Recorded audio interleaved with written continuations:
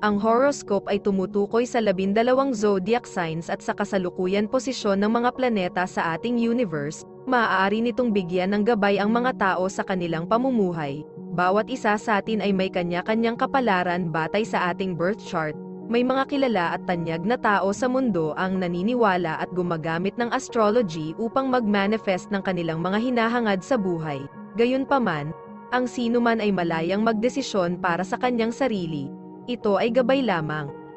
Huwag kalimutan mag-subscribe sa Cosmic Intuitive para lagi kang may guidance. Mag-like, comment at share sa ating mga videos kung na-appreciate mo. Salamat!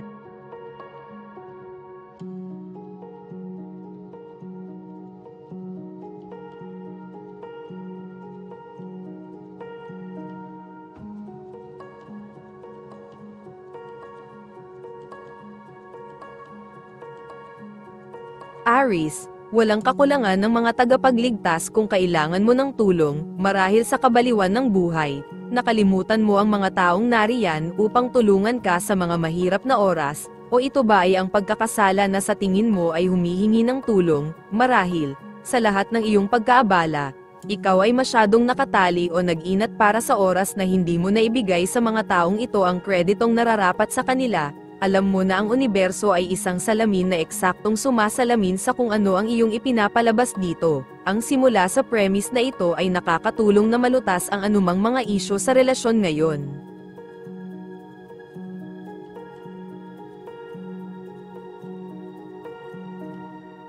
Taurus, ang ilan sa iyong mga ideya sa disenyo ay maaaring mukhang abnormal sa iba, ngunit dapat kang pahintulutan na lumikha ng angkop na espasyo para sa iyong sarili. Ang iba ay sasakay kapag nakita nila kung ano ang iyong nilikha. Maaaring lokohin ka ng isang tao, ngunit hindi ito kailangang mangyari. Maaaring bahagi ng problema ang paghuhulog sa kwentong humihikbi. Ang mga maligaya na kaganapan at mga pagtitipon ay pinapaboran, kaya't ilagay ang trabaho o mabibigat na bagay sa likod ng burner at hayaang ang pag-iibigan ang mauna sa harapan. Maaaring kailanganin ng isang tao na i-verify ang iyong mga kredensyal na labis mong inis.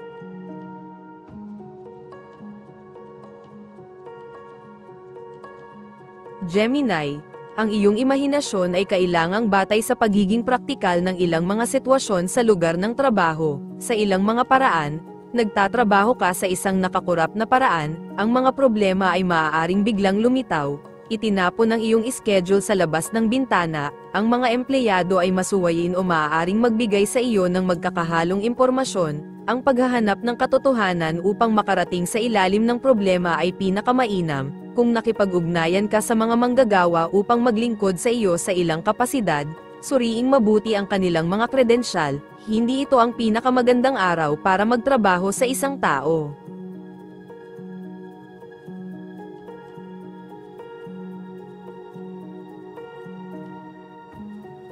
Cancer, ang nakakatawang bagay tungkol sa intuition ay ito, kahit na alam mong may katiyakan na may mangyayari, kadalasan ay wala kang magagawa para maiwasan ito.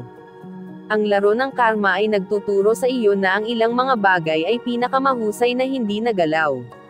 Ngayon ang iyong buhay ay magiging higit pa o hindi gaanong isang sport na manonood, tulad ng panonood ng magandang laro ng tennis. Mukhang nagkaroon ka ng higit na interes sa pagmamasid sa iba at panoorin kung paano sila nakikipag-ugnayan. Interesado ka sa psikolohiya at magbubunyag ng maraming bagong bagay tungkol sa pag-uugali ng tao.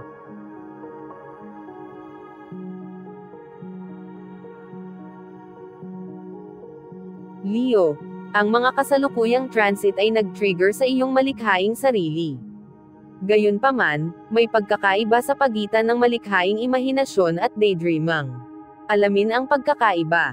Ang iyong mga pantasya ay dapat magkaroon ng praktikal na plano, lakas ng loob, at tamang intensyon. Maaaring may mga isyu sa mga nakababatang miyembro ng pamilya, ngunit marahil ay napakaliit mong ikinalat ang iyong sarili na hindi mo alam kung kanino mo dapat bigyan ang iyong natitirang oras upang makakuha ng isang listahan ng mga prioridad na magkasama ay dapat nasa iyong listahan ng mga prioridad.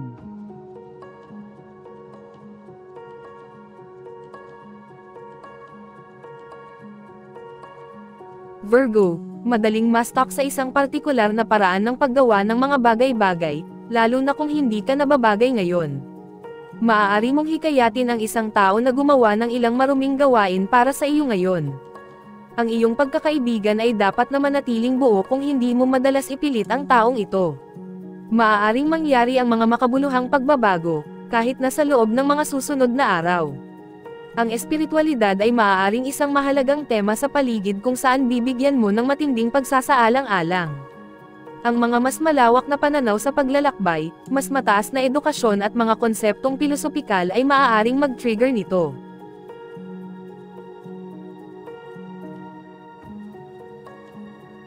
Libra, anumang negativity na naranasan mo sa iyong mga relasyon ay maaari na ngayong gawing positibo.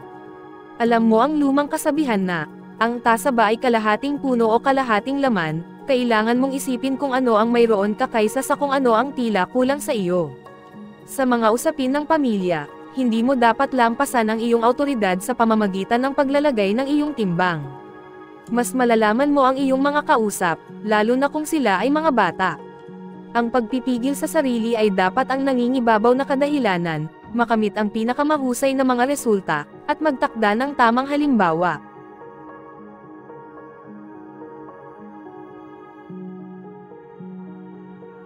Scorpio, magpahinga ng kaunti sa iyong trabaho kung siksikan ka sa mga taong nakakairita. Babalik ka na may bagong mga insight. Maaari kang makarinig ng ilang nakakatuwang balita sa pamamagitan ng isang kaibigan, ngunit huwag kang magpakalat pa ng tsismis na iyon. Ang pagiging sekreto ay ang iyong keyword. Mabilis mong makilala ang mga kompromiso na ginawa mo sa iyong buhay. Ngayon pakiramdam mo mas buhay, mas determinado at motivated upang gumawa ng tunay na pag-unlad sa buhay. Sa partikular, hindi mo makaligtaan ang mga isyong handa mong gawin ito sa ibang pagkakataon.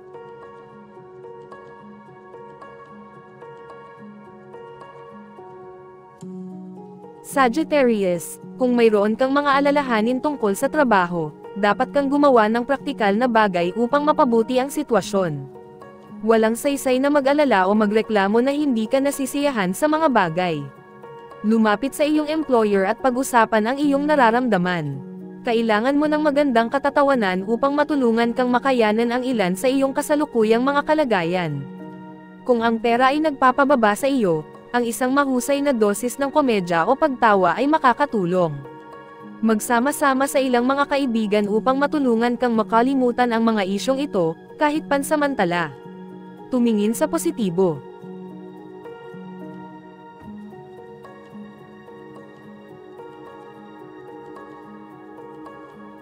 Capricorn, ang linggong ito ay pinangungunahan ng mga domestic affairs. Mayroong bahaging pinansyal din dito. Ikaw ay naghahanap ng mga paraan upang mapahusay ang halaga ng iyong tahanan o kahit man lang ay mapabuti ito. Gusto mo itong maging mas komportable at mabubuhay. Ang mga planetary energies ay nagtatagpo sa lugar na ito ng iyong buhay. Ang mga bagay tulad ng iyong maternal na relasyon, mga sasakyan at kapayapaan ng isip ay malakas ding magtatampok. Pinakamainam na manatili at bigyan ang mga bahaging ito ng iyong buhay ng atensyon na nararapat sa kanila.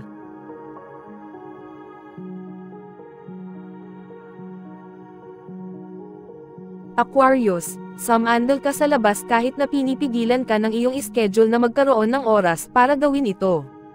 Pinakamainam na magkaroon ng sikat ng araw, hangin at mga kapaligirang nagpapasigla para sa iyong kagalingan. Ayusin muli ang iyong schedule at hadlangan ang mga nakapirming lingguhang oras upang magkaroon ng oras para sa iyong sarili. Maaaring mayroon ding interes sa alahas at iba pang sining at sining. Ang mga alahas na iyong isinusuot ay may epekto sa iyong enerhiya. Tuklasin kung paano pinapaganda o binabawasan ng iyong mga fashion accessories ang iyong kapangyarihan at pagiging mapanghikayat.